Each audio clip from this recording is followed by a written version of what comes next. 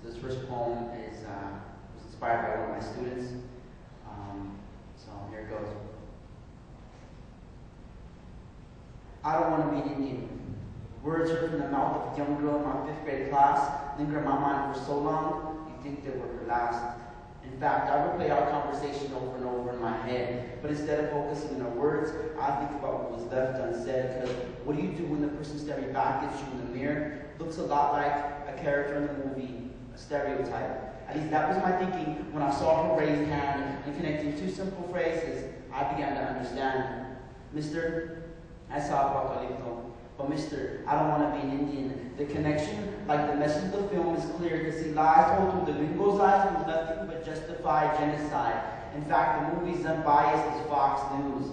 As accurate and true as saying that Mel Gibson's description should include sober, responsible, and respectful. Yeah, and we're supposed to believe this dude. He even said he made it up along the way. Seems like attacking history is still considered perfectly okay. He simply took the history of European brutality and flipped the script. Showed us doing similar things to the colonizers on their little trip. But I have to admit, the acting in the movie was way above average because they portrayed our ancestors as bloodthirsty and savage, and the Spanish, they're seen as superior saviors, calmly carrying a cross of conquest to do the Maya a favor. And we see this anti-Indian sentiment in the way that the swift immigration raids remind us of the Wild West and John Wayne, because they had a nerve to call it Operation Wagon Train. And like those wagons that illegally crossed land that wasn't theirs, there's this air of innocence and of being fair. But you better believe that it was nothing nice to have the strange men come into your space with hearts as cold as ice. Immigration and customs enforcement meant removal and relocation. That message was set because in the eyes of America, the original sin of those kidnapped and put in the concentration camps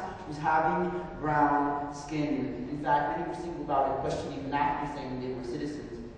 But white people and those who could passed through the colored races, stopped for their identity or past.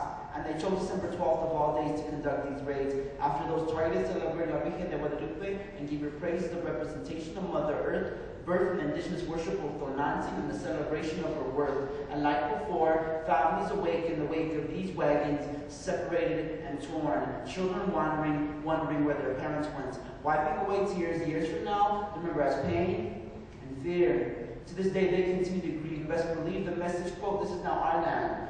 You Indians have to leave." So with all these negative messages, I should have been surprised, but every time I remember those words, it's like I'm transported to that very moment in time.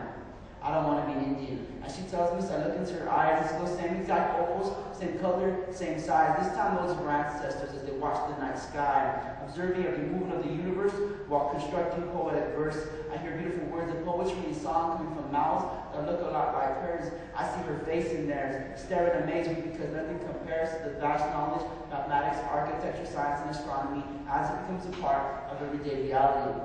I watched them build the first pyramids in perfect alignment with the stars. Far from being ignorant, these structures representations of who they are. With this knowledge, she stands tall these days. Far away from self-hatred, she's changed her ways, and like she now knows there's no need for a government-issued card to show which not family they are, because like her relatives on this land, she carries proof of Indian blood in the palm of her hand. And in the other, a message to make this nation understand, quote, "I don't need papeles, because I'm not a legal alien, not even an immigrant. Why do you insist on looking to my skin color and facial features if I exist as forever foreign and inferior? Just quit and admit that I don't mind the natives who taught you how to survive, the same ones you tried so hard to kill. Still, here was what my presence tells you. Still, it's what you did here.